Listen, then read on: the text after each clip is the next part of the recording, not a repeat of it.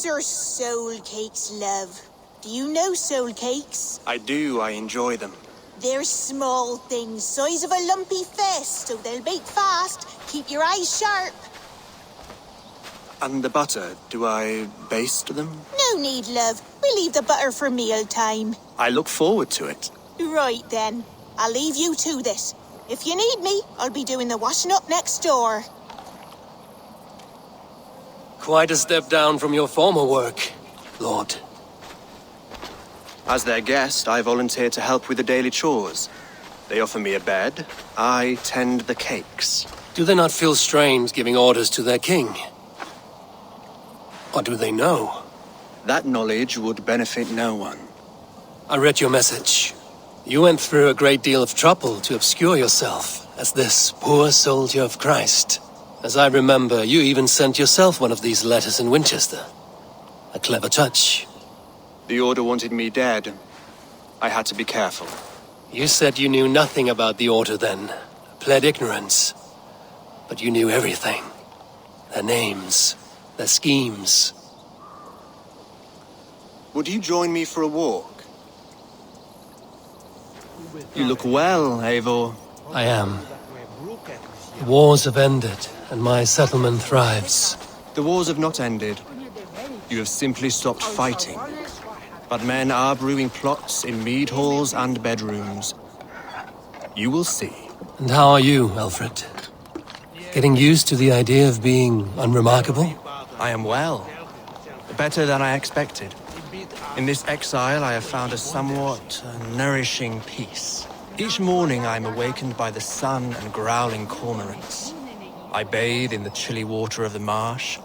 I eat from shrubs and drink from buckets. It is a good life. Simple. Blessed. I've never been so far west. I find it quite peaceful here. Calming. I have traveled a long way to hear one name, Alfred.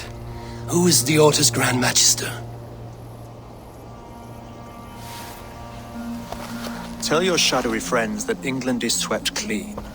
Your work is done. You?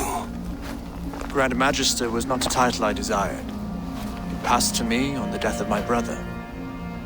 From my father before him.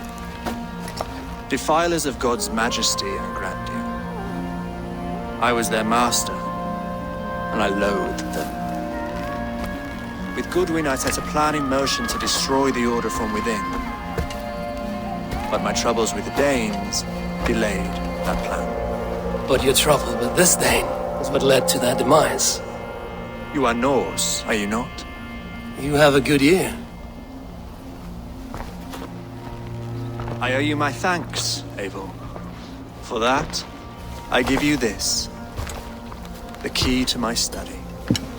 That you may better understand the good you have done. With the Order all but destroyed, you have made room for a greater idea. One to take its place. A universal divine order, inspired by God for the betterment of man. With a poor fellow soldier at its head.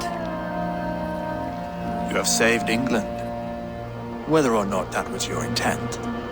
Now let England save you. England is no more, Lord. You are the last of her kings, and yet you have no kingdom. Look around you. God's works are wondrous. They cannot be ignored, nor resisted. In time, all those who accept God will flourish, and all those who defy him will fall away.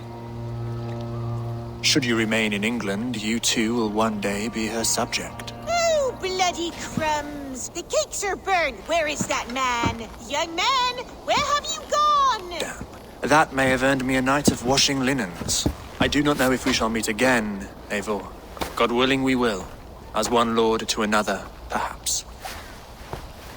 I'm coming, my lady. I'm here.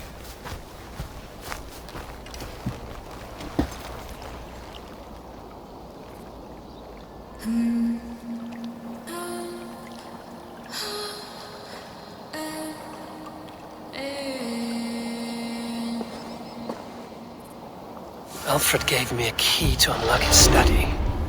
Somewhere in Winchester. Oh dear, look at them little balls of soot. Lady, forgive me, I was lost in thought. No matter, just let them cool and we'll begin again. Direct me and I will obey.